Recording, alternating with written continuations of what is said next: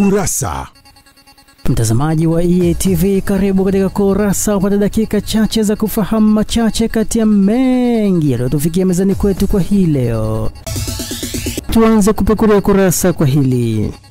Wakazi takriban 267 wa kata ya Sakalilo iliyopo manispaa ya Iringa wamefanikiwa kupata hati miliki kwa lengo la kurasimisha makazi yao ili kuepukana na migogoro ya ardhi. Bibi Inyesi Nyilowa, mkazi wa kata ya Sakalilo manispaa ya Iringa, akiwa na umri wa zaidi ya miaka 70 sasa, ni miongoni mwa wakazi hao waliopokea hati miliki ya ardhi aliyoishi kwa miongo kadhaa sasa. Tulijua tutakufa tu bila kupata hati, na wajukuu zetu sasa si ndio watapata raha, watakuwa tayari hii hati tumesha watengenezea kitu cha maana. Nilikuwa sijui haki, kuna haki gani? Nguvu langu tunagombana tu tufanye nini, tufanye wao na wenzangu tugawane. Kwa kweli tumefurahi kupata hati, kwa sababu hati pia ni fursa, unaweza ukakopea. Afisa ardhi mteule wa manispaa ya Iringa anasema kuwa hatua hii ni sehemu ya mkakati wa kupunguza migogoro ya ardhi na kuboresha usalama wa umiliki wa ardhi kihalali. Tuna malengo ya kuandaa hati 2500. Lakini tunaishia 1500, 1300 kurudi nyuma. Nafikiri bado tuna kazi kubwa ya kuendelea kutoa elimu kwa wananchi, kujua thamani ya ardhi na umuhimu wa kupanga na kupima na kumilikishwa. Tuendelee na Kurasa. Barabara iliyotesa wananchi kwa muda mrefu inayotumiwa na wananchi wa Msumi Center na Mbopo mkoani Dar es Salaam sasa imeanza kukarabatiwa, huku kukiwa na matumaini ya kuwekewa lami. Wakizungumza na Kurasa, wakazi na watumiaji wa barabara hiyo wameshukuru serikali kwa hatua hii ambayo wanasema hawajawahi kuiona ikifanyika. Ukweli yani tumefurahi sana kuja miundombinu ya barabara. Ukweli tumefurahi sana yani. Tuliteseka sana. Yani ulikuwa ukitoka huko mpaka ufike Mbopo. Kwa mfano mimi chombo changu hivi unafika mpaka na mgongo unauma. Ni sahihi, miundombinu ni muhimu. Na watu wengi huwa wanaangalia jinsi gani wanavyoasilika, lakini kuna faida ambazo zinazokuja.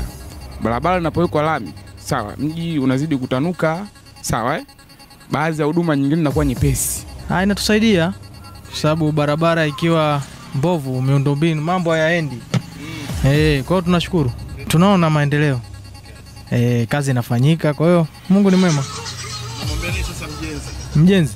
Akazane. Hatuna cha kumwambia, naomba tu akazane, aongeze juhudi, mambo yaende. Tumalizie Kurasa kwa hili. Wimbi la vijana kuingia katika matumizi ya dawa za kulevya nchini Tanzania, ambayo inatishia hali ya kuwafanya vijana hao kuwa mazezeta na kupoteza nguvu kazi ya taifa. Baadhi ya vijana wamesema kuwa wamekuwa waraibu wa dawa za kulevya kwa muda mrefu bila kupata faida yoyote zaidi ya mateso. Na pia nilikuwa mraibu ndani ya kuanzia 99 mpaka muda huu, sasa hivi ni mwezi wa 3, sasa hivi nimeingia kwenye tiba ya misadoni. Nimekuwa mraibu au nimekuwa mteja kwa miaka 10. Madawa ya kulevya kwa kweli sio mazuri. Hali nilokuwa nayo mwanzo kweli nilikuwa tofauti na hivi sasa nilivyo. Katika kipindi cha miaka 4, tani takriban milioni 4 za dawa za kulevya zimekamatwa nchini Tanzania. Na tumekufungulia na kufungia Kurasa kwa hayo machache kati ya mengi yaliyotufikia mezani kwetu kwa hii leo. Kesho je, kuna nini? Tafadhali usikose kuangalia Kurasa. Na kwa niaba ya wale wote walioshiriki kuletea Kurasa kwa siku hii ya leo, mimi naitwa Abel Kilumbu. Endelea kufuatilia vipindi bomba na makini kutoka hapa EATV.